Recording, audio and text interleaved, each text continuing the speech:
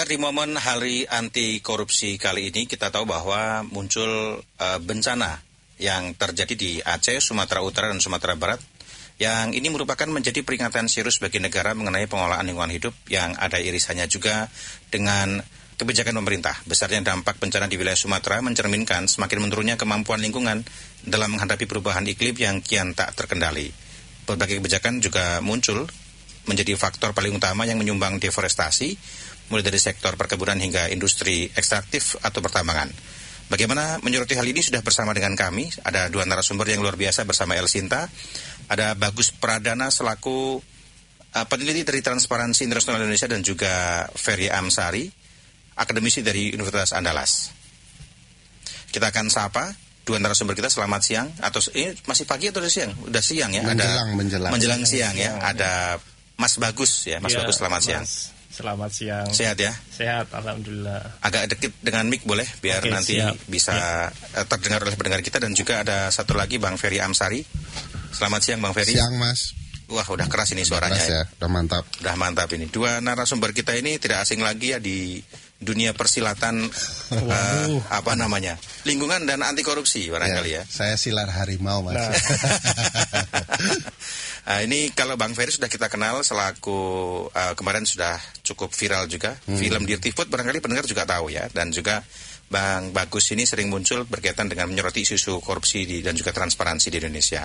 Di momen Hari Anti Korupsi ini, apa kemudian yang bisa kita lihat ya? Kita di momen anti korupsi kok bersamaan juga dengan adanya bencana yang terjadi di Sumatera bagian utara, termasuk di asalnya Bang Ferry ya, di Padang.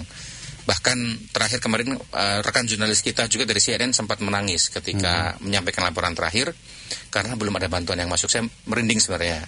Saya turut sedih juga sebenarnya. Ada kaitannya tidak kejadian yang ada di Sumatera ini dengan korupsi barangkali yang terjadi di negeri ini? Bang Ferry, silakan Bang Ferry. Sangat-sangat berkaitan. Sangat berkaitan. Seberapa eratnya itu? Seluruh kebijakan yang menjadi pangkal masalah itu berkaitan dengan kebijakan yang korup. Ya. Hutan kita dikorupsi, ya, melalui kebijakan yang koruptif, dan pejabat kita mengkorupsi aturan mainnya, terutama di konstitusi. Di konstitusi itu, Mas, ada ketentuan yang menyebut perlunya wawasan terhadap lingkungan. Pasal 28H ya. Okay. Setiap orang berhak untuk mendapat lingkungan hidup yang layak ya. Jadi semuanya. Nah, negara perannya memastikan setiap orang dapat lingkungan hidup yang layak. Nah, sekarang gelondongan kayu merusak rumah itu kan gara-gara lingkungan yang tidak layak gitu ya.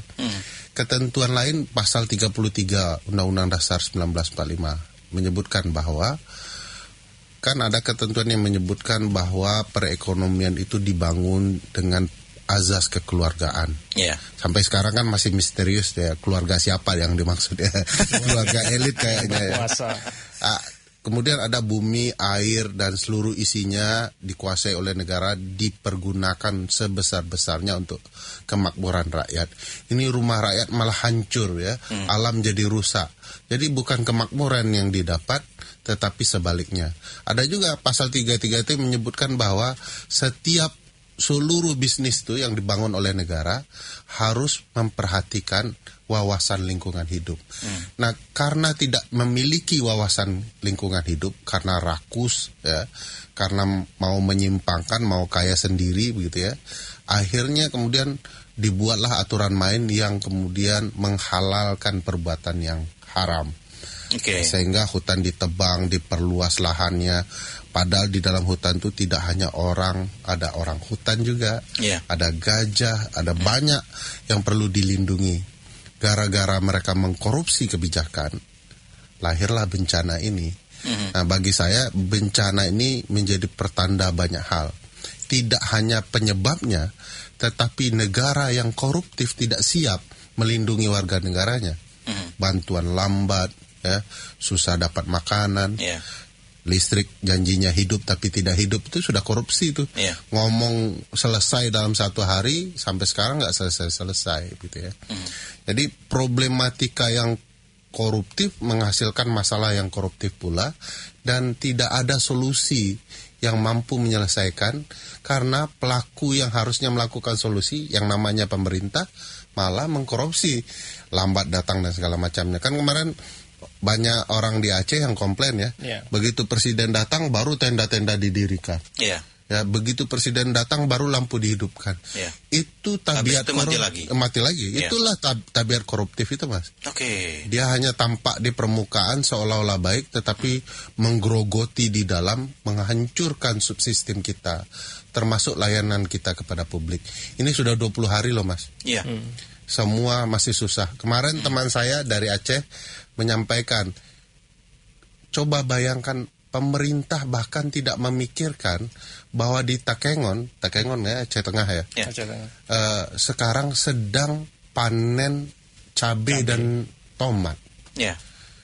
Harusnya pemerintah yang baik udah mikir, jangan sampai rakyat rugi 3 kali. Kena dampak banjir, tidak diurus, kebun mereka, hasil panen mereka tidak diperhatikan. Harus mulai dipikirkan nih bagaimana ini cabai-cabai tidak busuk, tomat-tomat tidak busuk, agar kemudian warga tidak rugi. Nah itu tugas pemerintah. Tapi yang ternyata yang mikirkan adalah rakyat, untuk rakyat mikirin. Mereka mikirin gimana ini bisa terjual di tengah bencana. Kemarin itu ada teman yang ngakalin, oke, Jakarta siapa yang mau berbisnis cabai, kasih beras gratis, kami beli dengan cabai. Itu influencer beberapa influencer. Melakukan itu. Nah, itu kan artinya orang-orang mikirkan rakyat. Tapi rakyat mikirin rakyat. Harusnya kalau tidak dikoruptif, negara itu hadir. Hadir dalam berbagai ruang, dalam berbagai bentuk. Nah, gara-gara korupsi inilah akhirnya kita bisa merasakan dampak korupsi itu secara luar biasa. Ya. Jadi jangan sampai kita karena pemerintah dan sistemnya koruptif, kita nggak ikut terlibat.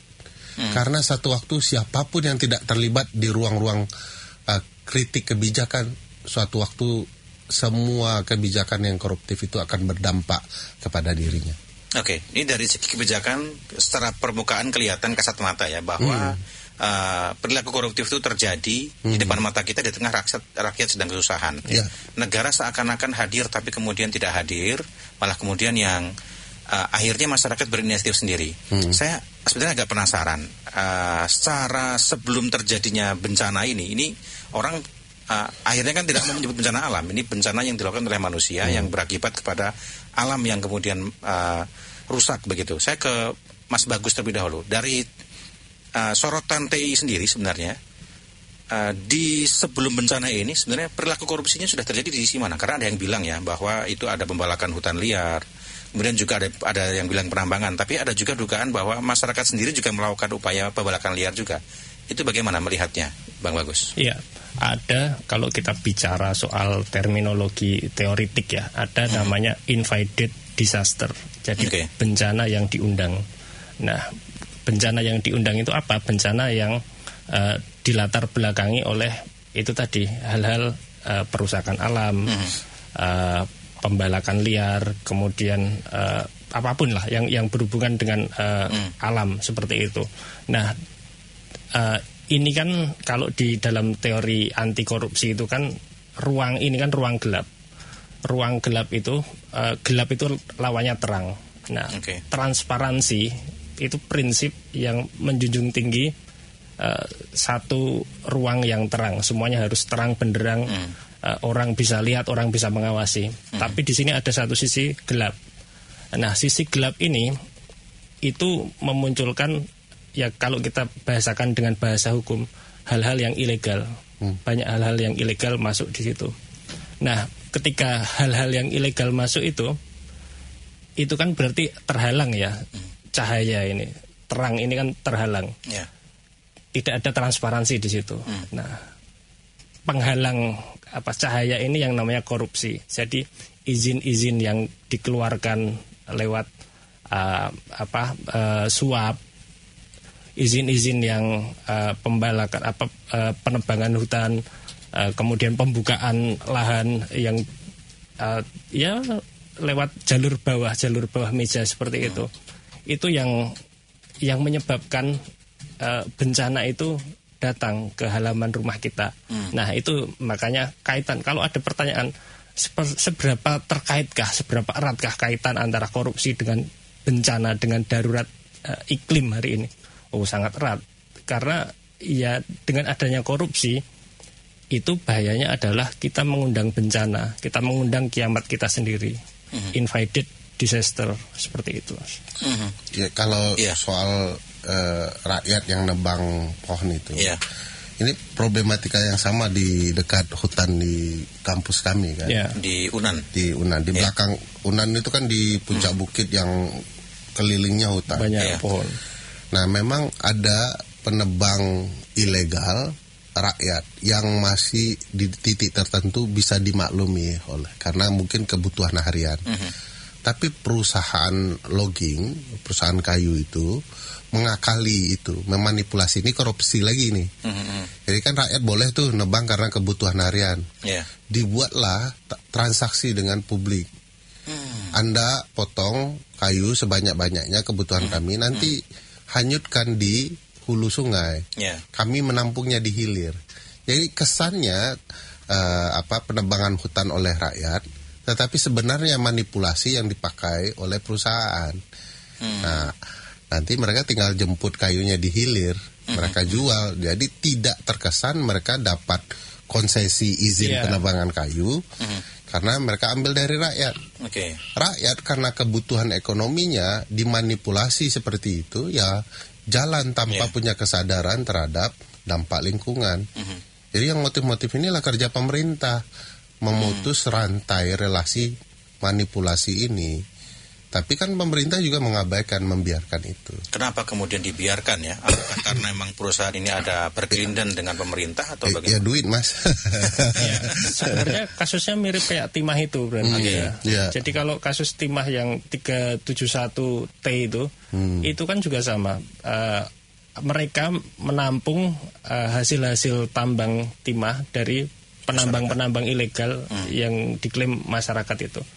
Nah, ini kan ada satu hal yang miss ya, ada mereka pengen namanya bersih, tapi dapat untung. Dari tempat dari lain, cara yang haram dari dunia yang bawah tanah tadi, yang ilegal tadi.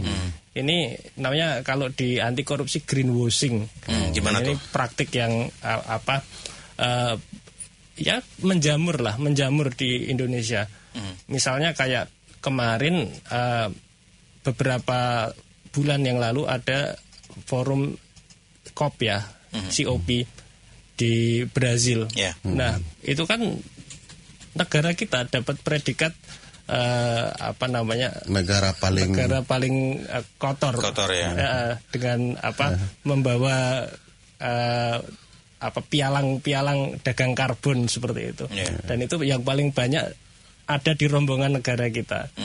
Nah, dagang karbon itu kan sangat erat dengan greenwashing tadi. Bagaimana terlihat hijau, di laporan terlihat hijau, tapi nyatanya itu ya masa ada batu bara hijau. Itu ada terminologi lagi. Batu bara hijau, sawit putih. Sawit itu kan sama-sama pohon, ada daunnya. Nah itu ada oksigen. Ada oksigen di situ, ada akarnya. Begitu bencana langsung dibilang jangan tebang kayu sembarangan, jangan ganti sawit. Saya jadi ingat kemarin waktu ratas presiden kalau tidak salah dengan kepala-kepala daerah di Papua itu sempat menyampaikan bahwa demi ketahanan energi bioetanol tanam sawit di Papua. Ya, presiden kan tidak konsisten. Ya, nah itu. Sebelum bencana beliau yang menyarankan jangan khawatir dengan penebangan kayu, tanam dengan sawit. Karena sawit kan juga pohon yang kata Bagus tadi. Kamu nyindir presiden. Enggak bilang loh. Nah, setelah bencana tiba-tiba pernyataan presiden berubah. Jangan tebang kayu sembarangan. Lalu berapa hari setelah bencana berjalan di ratas kemarin dengan pemerintahan Papua, presiden malah menyarankan untuk menanam sawit di Papua. Padahal kalau dilihat data di Papua itu pernah banjir, membunuh 150-an orang gitu ya. Terdampak rugi ratusan miliar begitu ya. Nah, sekarang diulang lagi pernyataan itu. Seakan tidak belajar dari kejadian di Sumatera dan juga di Papua. Nah, ini kan cara negara memperlakukan alamnya, rakyatnya, tumbuhan dan tanaman, tumbuhan dan binatangnya dengan koruptif itu. Jadi ada korupsi itu yang seolah-olah program legal negara. Padahal itu dia busuk, kotor, karena apa? Dia merugikan orang banyak. Jadi asal kata korupsi itu kan corrumpere ya, dia busuk, menyimpang. Jadi bisa saja penyimpangan itu terlihat bagus ya, tetapi baliknya itu semua permainan.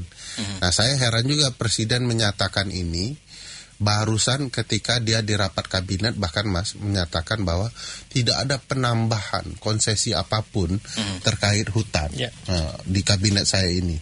Memuji-muji Raja Juli Antoni. Iya, Juli Antoni. Padahal konsepnya kan tidak harus HPH ya. Konsepnya bisa yang kayak Pak Presiden itu, penanaman sawit ya, kebun sawit. Namanya tidak HPH tapi jenisnya sama ya, itu merusak hutan gitu ya. Jadi bagi saya itu akal-akalan yang sebenarnya tidak sehat, tidak baik. Makanya bagus tadi menekankan soal terang dan gelap itu. Maksudnya pemerintahan Prabowo terang atau gelap, Gus? Nah, terang. Kelihatan manipulatifnya ya. Kalau sudah kelihatan manipulatif seperti ini, bisa dicegah nggak ya kira-kira? Atau upaya yang harus dilakukan seperti apa dalam upaya pencegahan ini? Jangan sampai kemudian alam kita rusak karena perilaku koruptif para pejabat kita. Bagaimana? Ya pastilah ya, bisa banyak caranya. Satu, publik harus bersuara. Karena publik sendiri yang akan mengalami penderitaan kalau diam. Kedua, mendesak representatif kita di parlemen untuk menyuarakan kepentingan kita. Kalau tidak, gunakan langkah hukum. Peradilan di setiap Indonesia kan ada. Coba bayangkan dari 38 provinsi, semua rakyat Indonesia menggugat konsesi hutan dan tambang ya, yang merusak hutan kita. Wah, itu bakal dahsyat. Jadi bagi saya jalannya banyak. Tapi yang perlu dituntut itu adalah niat pemerintah. Jangan sampai rakyat kemudian tidak nyaman dengan pemerintah, terutama karena cara pemerintah mengelola negara dan cara pemerintah melayani rakyatnya. Kalau bagus, sebenarnya kalau kita ambil atau kita strict pada satu prinsip dalam berdemokrasi ya, dalam bernegara kita, itu ada yang namanya active citizen atau warga negara yang aktif. Nah, ciri-ciri warga negara yang aktif itu merupakan ciri-ciri demokrasi yang sehat, ciri-ciri negara yang sehat. Nah, pertanyaannya sekarang adalah apakah negara hari ini sudah memberikan ruang atau civic space agar warganya ini aktif? Yang pertama itu pertanyaannya. Begitu aktif ditangkap, Gus. Begitu aktif ditangkap. Dan kabarnya paling banyak terjadi represivitas di era ini, belum setengah jalan ya, cukup banyak ya. Nah, padahal kesehatan satu negara, kesehatan pemerintahan, kesehatan demokrasi satu negara itu tercermin dari warga negaranya yang aktif. Kalau warga negaranya aktif, otomatis di situ ada monitoring, ada kontrol di situ. Ketika satu rezim atau pemerintahan dia terlalu condong ke kanan ya itu. Ketika warga negaranya aktif, dia bisa jangan condong ke kanan dong, dia bisa dikoreksi seperti itu. Nah, ciri-ciri warga negara yang aktif itu apa? Yang banyak komplain. Nah, jadi komplain itu bagus. Tapi komplain yang seperti apa? Komplain yang sesuai prosedurnya. Jadi ada kanal-kanal komplain. Itu jangan cuma jadi formalitas itu. Kayaknya formalitas semata ya sebetulnya. Nah, permasalahannya kan itu kanal-kanal komplain itu kan hanya dijadikan formalitas semata. Ada yang namanya whistle blowing system, itu juga cuma tempelan semata. Kanalnya ada, kita ada, dan itu selalu dilaporkan, selalu dievaluasi, angkanya ada. Tapi laporannya itu jarang yang ditindaklanjuti. Nah, cara agar laporannya ditindaklanjuti kalau sekarang ya masih terbatas. Trennya adalah viral based policy itu. Jadi harus viral dulu baru ditindaklanjuti. Nah, menurut hemat kami kalau mau mencegah korupsi harus ada dulu civic space yang menjamin active citizen ini bisa melakukan tugasnya, monitoring, komplain. Dan komplain itu jangan didiamkan saja, jangan dijadikan angka-angka saja, tapi harus ditindaklanjuti. Ini sudah diselesaikan belum? Negara itu syaratnya satu, sabar. Jadi harus mendengarkan, kan pelayan, penyelenggara, bukan bukan orang yang terus dapat kekuasaan memerintah kayak gitu. Kayaknya harus direvisi itu. Saya sepakat. Harus direvisi dari pemerintah jadi penyelenggara negara seperti itu. Oke, baik. Ini melihat posisinya adalah begini. Yang sabar kan tadinya negara, tapi ternyata yang sabar adalah rakyat. Padahal negara itu sudah perangkatnya terlihat kita ada ombudsman misalnya, ada penegak hukum, ada banyak sebenarnya alat kontrol yang di negara itu yang bisa mengkontrol negara ini berjalan dengan baik. Tapi nyatanya tidak terkontrol dengan baik. Kenapa? Tapi sebelum ditanggapi ada Mbak Hamidah di Semarang. Ini ingin bergabung via telepon ya. Kita akan sapa dulu. Halo, selamat siang Mbak Hamidah. Iya, selamat siang. Ya, silakan Mbak Hamidah. Di Semarang mana? Saya di Ngalian. Oh, di Ngalian, silakan. Iya, jadi saya mau menyampaikan, kan katanya kita tuh kalau lapor harus ke wakil rakyat. Tapi selama ini wakil rakyat aja korupsi. Dan dari yang kita lihat kejadian bencana banjir yang di Sumatera dan Aceh itu, banyak sekali statement yang malah membuka watak dirinya sebagai wakil rakyat. Justru pada bencana itu, para wakil rakyat kan malah menjadikan situasi bencana sebagai panggung politik untuk pencitraan dirinya sendiri. Nah, kalau sudah begitu, terus siapa yang harus kita percaya? Gitu aja, Pak. Berarti nggak percaya lagi ya, Mbak Hamidah ya? Iya, kalau saya tidak percaya dengan wakil rakyat kalau sudah begitu. Oke, baik. Terima kasih ya atas masukannya. Silakan, mungkin Mbak siapa dulu nih? Bang Ferry dulu boleh. Ya, wakil rakyat saya ini. Pertama, tentu ada prosesnya ya. Kalau kita komplain tidak didengar ya melalui wakil rakyat lah, kan fungsinya begitu ya. Harusnya nggak dengar oleh wakil rakyat karena memang susah dengar ya, terlalu banyak joget juga. Ya sudah, kita menempuh jalur hukum ya, atau melalui pemerintah. Nah, jalur hukum itu kan tadi bermacam-macam ya, ada citizen lawsuit, ada kemudian gugat di pengadilan tata usaha negara, dan macam-macam sebenarnya.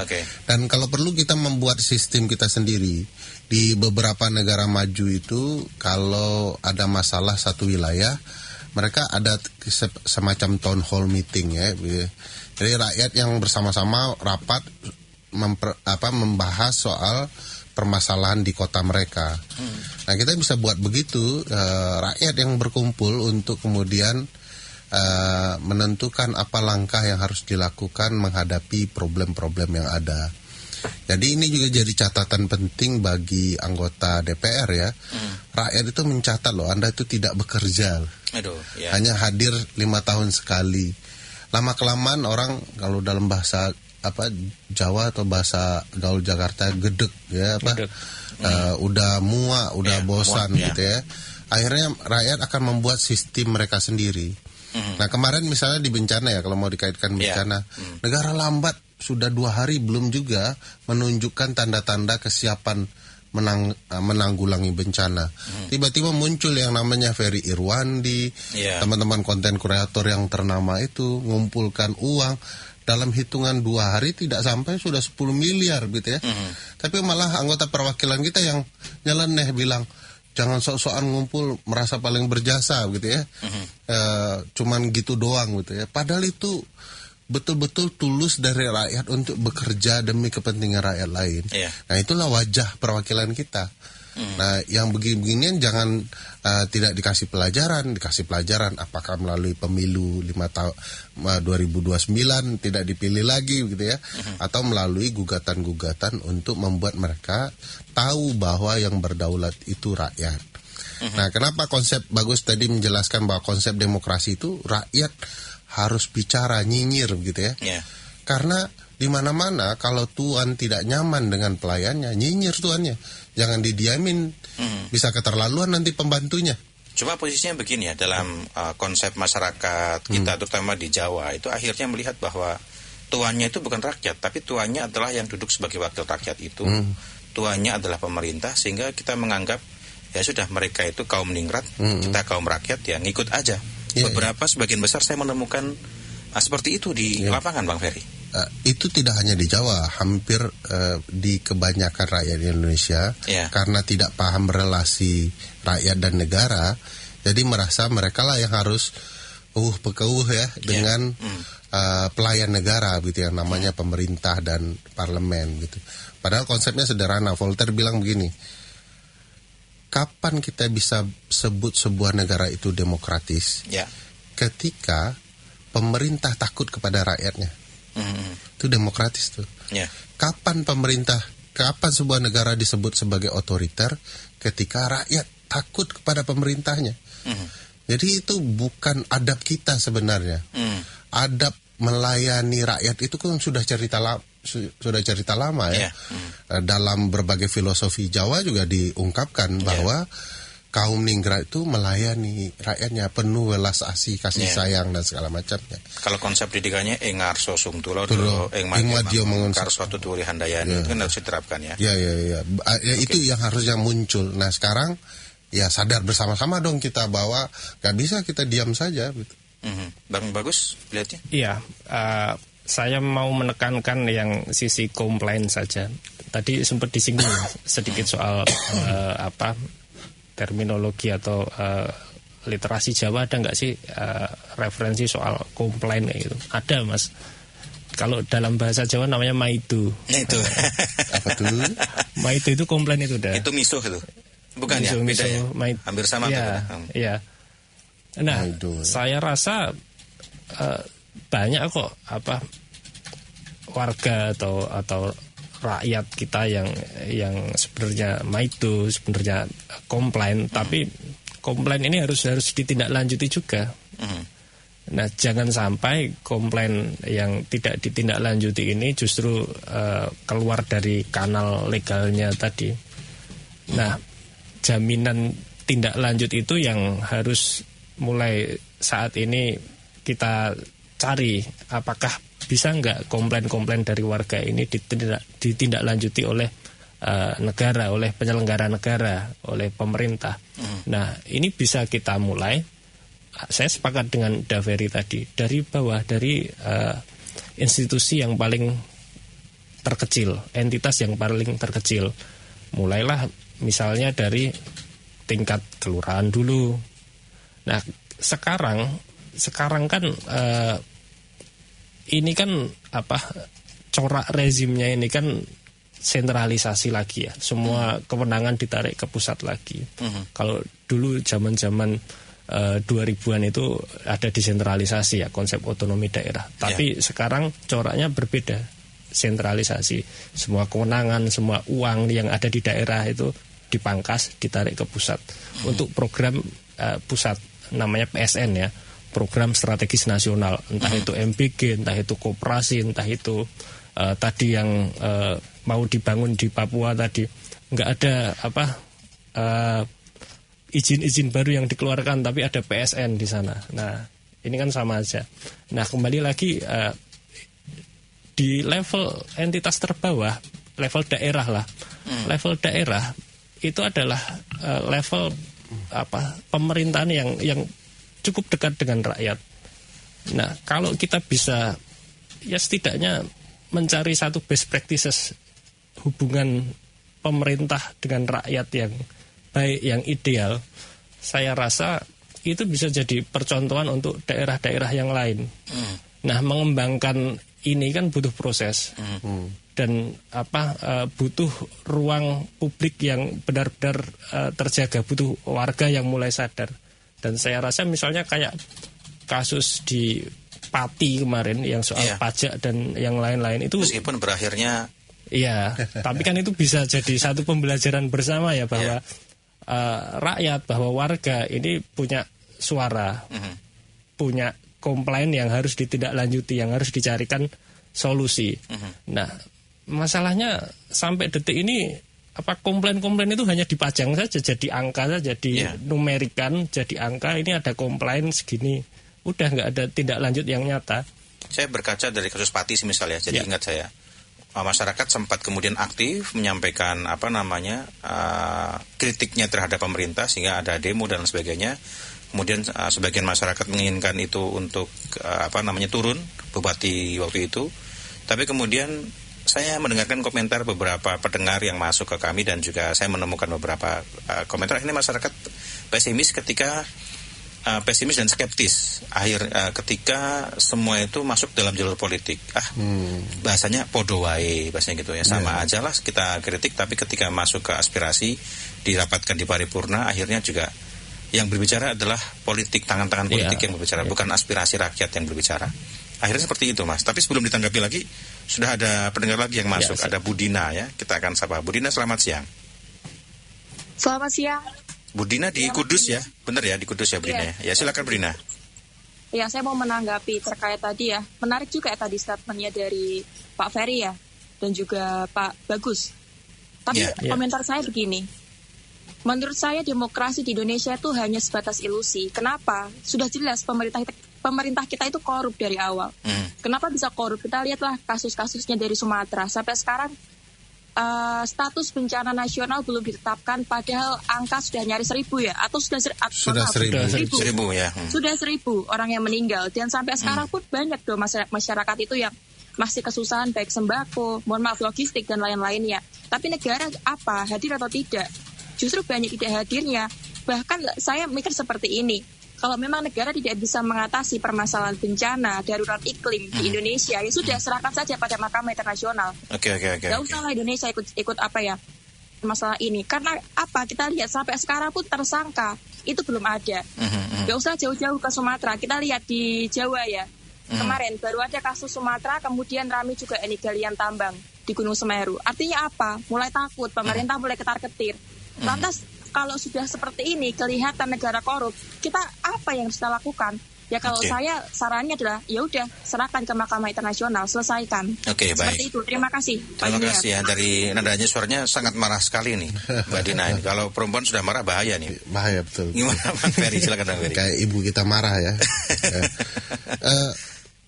Problematika ini kan semua sudah tahu. Pilihan-pilihannya bisa macam-macam. Mahkamah Internasional itu bisa jadi pilihan, tetapi bukan berarti tidak ada halangannya. Dengan sengaja negara kita itu tidak menandatangani atau meratifikasi Statuta Roma. Sehingga di berbagai mahkamah internasional kita itu bukan negara pihak. Yaitu gara-gara negara kalau tanda tangan kan bisa ditangkap semua tuh pebisnis karena melanggar perjanjian internasional, pelanggar HAM juga ditangkap ya. Di negara tetangga kita pelanggar HAM bisa jadi presiden, jadi apalagi di negara-negara yang ini ya, itu negara tetangga ya Gus. Aman. Jadi ya kalau kita nanda tangani ya kita akan diadili di sana. Banyak orang yang bermasalah di negara kita. Nah, Bu Dina betul bahwa kita kesal dan sangat sedih dengan kelakuan pemerintah kita. Sumatera salah satu contoh luar biasa bagaimana negara bertindak dan gagal merespon nasib rakyatnya sendiri. Nah, ini tugas kita. Kalau kita tidak bicara lebih nyaring, bersepakat bersama-sama ya nggak akan didengar. Jadi jangan jauh-jauh ke Mahkamah Internasional, bukan itu tidak menjadi pilihan, tapi mungkin kita bisa mulai rame-rame ya untuk bicara menyuarakan bahwa ini tidak benar. Kalau jadi presiden cuma pidato-pidato doang, ya gampang betul kerjaan presiden. Presiden itu adalah pemimpin tertinggi yang harusnya mengendalikan, merespon bencana ini. Pak Presiden kita mempermasalahkan bupati, salah satu bupati di Aceh, sehingga memberikan sanksi ketika dia keluar negeri umroh gitu ya. Dia sendiri pergi juga ke dua negara, ke Pakistan ya dan ke Rusia. Tapi niatnya kan beda. Nih, gimana? Dari mana kita tahu niatnya? Ini bukan kan satu niatnya malah umroh itu satu. Lebih baik tuh tujuannya. Malah di sana berdoa. Tetapi ini bukan soal niat. Dalam bernegara bukan diukur begitu. Tapi tindakan kebijakan dia. Patut nggak dia keluar negeri ketika rakyatnya sedang menderita? Kan dia itu alasan Pak Presiden ketika mempermasalahkan sang bupati. Harusnya dia mencontoh. Nah, sudah berkali-kali ke Aceh, ke daerah yang harusnya, ya kalau harusnya kan pakai mobil maungnya yang bisa kemana-mana itu lihat daerah langsung tuh tunjuk, Anda tidak becus, besok pagi harus ada beras di sini. Kan begitu ya. Besok pagi harus hidup lampu di sini. Pastikan ada tenda. Ini kalau Presiden kemudian diperdaya oleh bawahannya sendiri, ya begini jadinya. Tidak tahu duduk persoalan betapa susahnya di Aceh, betapa beratnya penderitaan saudara-saudara kita. Makin hari kita scroll ya, melihat misalnya ada anak yang kehilangan ibunya, sedang mencari ayah dan ibunya. Kita tuh nggak nyaman. Bagaimana itu keluarga kita, saudara kita, teman kita nggak nyaman dengan cara negara merespon. Nah, itu yang dirasakan Bu Dina dan dirasakan kita semua. Mas tadi mengatakan saya merinding ketika wartawan CNN kemudian menangis melihat orang masih kelaparan, ada betapa kacaunya wilayah stasiun. Itu juga terjadi di daerah-daerah lain. Sampai hari ini bantuan itu masih pakai tali disampaikan karena di seberang sana mereka nggak bisa ke seberang sini, sehingga harus bayangkan daerah-daerah itu masih berjuang dan Presiden masih dengan bangganya dengan para pejabat, we can handle this, padahal dia sudah tidak bisa menghandle ini, sehingga melarang sana sini. Bagi saya bukan kita tidak mampu menghandle ini, tapi niat sungguh-sungguhnya tidak ada. Lanjut silakan. Niat sungguh-sungguhnya yang tidak terlihat. Bagi saya ini pekerjaan kita sama-sama untuk bersuara, ingatkan pemerintahan kita. Sekarang sudah ada handphone loh, alat yang bisa kita suarakan rame-rame. Saya nggak kebayang kalau kita bilang upaya membenahi Sumatera gagal, pemerintah tidak mampu, mari minta ruang agar pemerintah membuka bantuan internasional. Negara-negara tetangga sedang siap, katanya hidup bertetangga, tapi orang mau membantu malah ditolak. Kan angkuh dan sombong kita ya. Kalau Mas Bagus, kalau melihat sebenarnya indikasi-indikasi korupsi yang terjadi di tidak hanya Sumatera, daerah lainnya, semisal di Jawa Tengah itu ada Gunung Slamet yang kabarnya juga ada Galian C dan sebagainya yang itu tidak berizin. Nah, sebenarnya indikasi-indikasi korupsi ini bisa dibuktikan tidak sih, dan bagaimana sorotan dari TI sendiri? Iya, soal perizinan itu sebenarnya warga itu bisa kok mengawasi soal kontrak-kontrak yang diteken pemerintah, bahkan pengadaan yang istilahnya dilakukan oleh pemerintah, pengadaan proyek ya tentunya. Nah, ada satu cara namanya audit sosial, kan seperti itu. Audit sosial itu apa? Audit sosial itu adalah satu mekanisme legal yang mana warga bisa mengawasi sendiri pelaksanaan satu proyek di daerahnya, seperti itu. Jadi nanti warga bisa melihat, minta aja ke pemerintah daerah masing-masing. Itu adalah dokumen-dokumen publik ya. Kan ada namanya Komisi Informasi KIP itu loh. Itu minta kita pengajuan di PPID-nya untuk kontrak-kontrak untuk proyek-proyek yang mau diawasi itu seperti apa desainnya, kontraknya seperti apa, apakah benar yang diteken di daerah itu sesuai dengan kenyataan. Nah, sesuai dengan kenyataan ini kan bisa warga sendiri yang menghitung.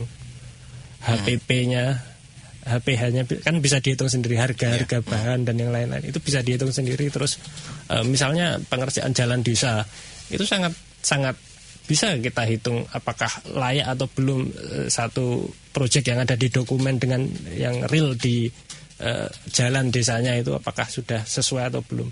Nah itu kita bisa melakukan audit sosial sendiri. Tinggal kembali lagi sisi aktif dari warga, dari masyarakat ini mulai dimunculkan. Benar tadi udah Ferry bilang ini ada HP. Sekarang itu semuanya terhubung. Bahkan kalau mungkin saya agak flashback sebentar ke beberapa bulan yang lalu, ada satu daerah di NTT itu namanya Pocoleo. Itu ada kasus geotermal, warga tidak setuju ada proyek geotermal di sana. Yang disurati bukan negara, tapi yang disurati langsung PBB kayak gitu. Dan direspon. Lewat media sosial. Lewat berbagai macam infrastruktur digital hari ini tuh bisa kok kita melakukan pengawasan. Jadi ya kembali lagi sebenarnya dari best practices dari entitas yang paling kecil itu bisa dilakukan. Kalau itu bisa dijamin dan muncul best practices pengawasan di tempat yang lain, saya rasa justru negara Indonesia, pemerintah Indonesia akan belajar di desa-desa ini. Oke, baik. Kekhawatiran berikutnya agar kemudian suara kita tidak benar-benar dibungkam dengan undang-undang ITE, semisal kritik kita bisa diterima. Jadi bagaimana? Saya ingin mungkin di 10 menit terakhir ini lebih menggugah masyarakat untuk lebih aktif. Seperti apa? Ya tentu negara punya kepentingan memberikan rasa takut kalau sudah dikritik warga ya. Karena nanti warga kompak, nanti negara ya itu kembali ke kitohnya menjadi pelayan rakyat. Jadi memang syaratnya kita harus berani komplain kepada negara supaya negara bekerja untuk kita. Nah, elit-elit politik negara itu yang kemudian memberikan rasa takut dengan undang-undang ITE lah, pencemaran nama baik lah. Tapi bayangkan kalau semua orang bersuara sama. Nah, ini yang kemudian ditangkap, ini kan cara negara untuk memberikan mental kita turun gitu ya. Ini sudah ada yang ditangkap. Tapi coba ingat ketika dulu ada putusan yang membuka kesempatan Mas Kaisang mau maju jadi calon kepala daerah. Seluruh Indonesia komplain. Akhirnya dicabut tuh kan. Akhirnya nggak bisa kan.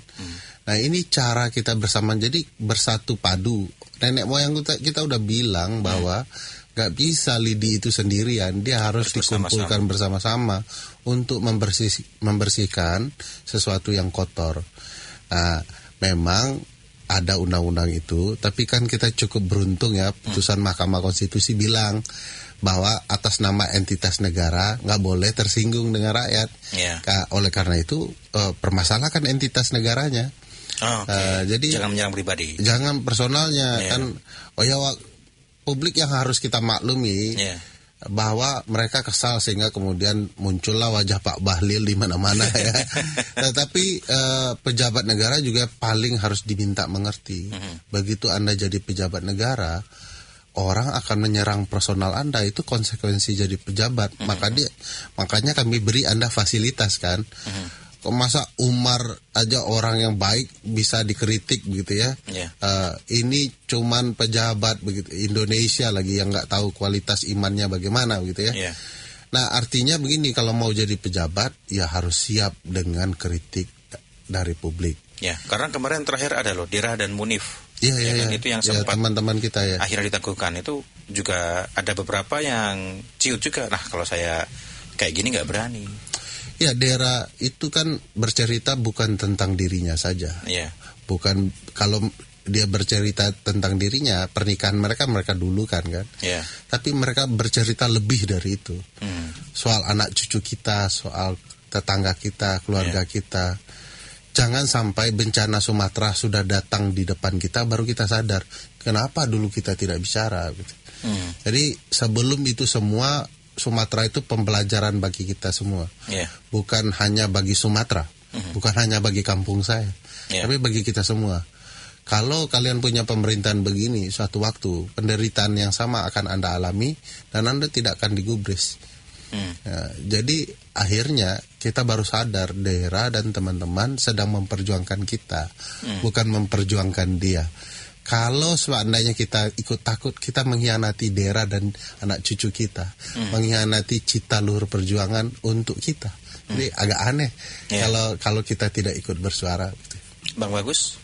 Iya, pada dasarnya yang terjadi sekarang ini aneh kalau kita ini kan iklim demokrasi kita kan sedang menuju ke arah sehat ya. Iya.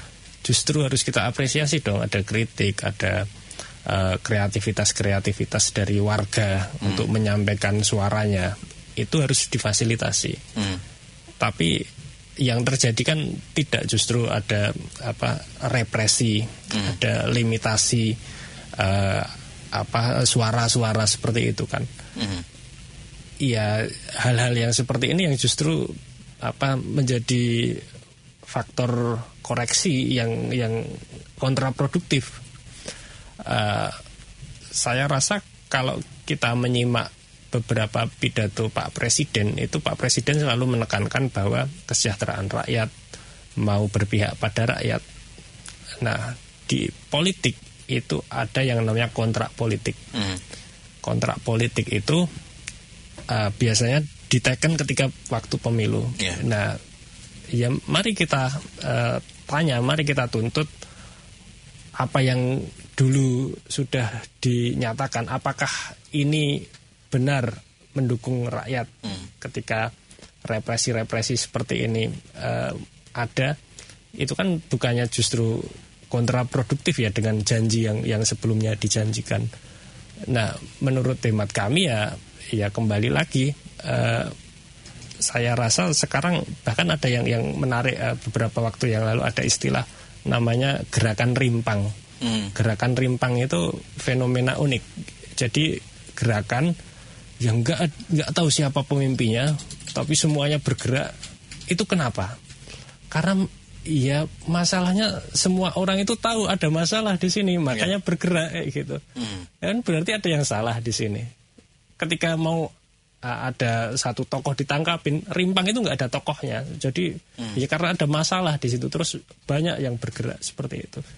Nah, berarti kan ini harus dikanalisasi, ada kanal yang busuk, digerus kayak gitu kan.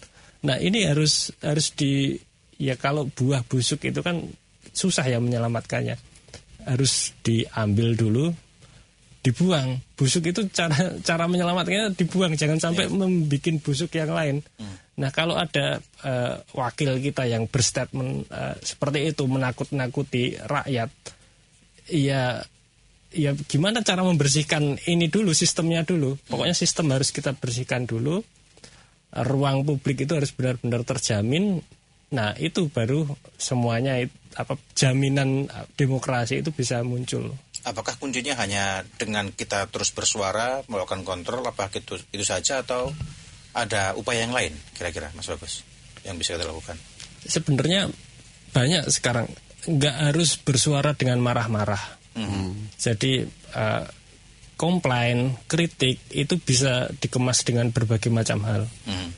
Dengan memberikan solusi seperti yang dikerjakan gerakan warga bantu warga di Sumatera itu kan juga salah satu kritik juga, bahwa mana nih negara kok lambat kan, seperti itu. Nah, sesederhana ini yang serendah-rendahnya iman ya. Sesederhana tidak menghalangi niat baik itu sudah istilahnya sudah sangat membantu menyehatkan demokrasi kok. Ya tinggal tuntutannya adalah mari kita kembali ke kontrak politik apa yang wakil rakyat ini janjikan saja. Kalau melenceng dari situ, ya kembalilah kita udah Ferry. Jalan ada banyak, bahkan jalan hukum pun bisa kita tempuh seperti itu. Ya, kayak tadi pagi ya, ada yang post di medsos, bantal guling. Ada wajah Pak Prabowo. Terus dikasih caption, ini tutorial cara menggulingkan Pak Prabowo. Itu cara kritik warga yang aneh, kreatif, tetapi ya nggak bisa dihadapi dengan hukum. Orang bantal guling kok kan gitu ya. Baik, terakhir ada pesan masing-masing, Pak Bagus, Mas Bagus dulu barangkali terkait topik kita hari ini. Iya, mungkin kembali lagi ya, yang perlu kita refleksikan hari ini adalah darurat iklim, darurat bencana. Sekarang hari ini di selatan Pulau Jawa, Pulau Sumatera dan Papua itu ada 3 siklon tropis yang terbentuk. Dan ini nyata. Ini hal yang istilahnya yang harus kita deal dengan hal ini, kondisi ini. Perubahan iklim itu nyata. Kemudian ancaman dari perubahan iklim itu juga nyata. Sumatera sudah terjadi. Jangan sampai kebijakan-kebijakan pemerintah saat ini yang dalam tanda kutip green tapi nyatanya ya itu tadi ada pelanggaran HAM, ada pembalakan alam, itu justru mendatangkan bencana, mengundang bencana. Jangan sampai kebijakan-kebijakan kita karena kita tidak mengawasi, karena kita tidak kritis dalam pengawasan seperti itu, justru mengundang bencana, invited disaster itu tadi. Mungkin itu dari saya. Kalau Bang Ferry? Ya, ini perlu bersama-sama karena tidak mungkin sebagai warga negara kita nggak punya kekuatan, tidak punya kewenangan, yang kita punya kebersamaan. Kalau kemudian kita lalai, tadi bagus contoh siklon tertentu kan tidak pernah bisa melewati garis khatulistiwa tertentu. Sudah ada 3 siklon yang melewati. Nah sekarang gara-gara kita merusak alam, muncullah sesuatu yang tidak pernah terjadi untuk menghancurkan kita sendiri, gitu ya. Jadi karena ulah pemerintah kita semua terdampak.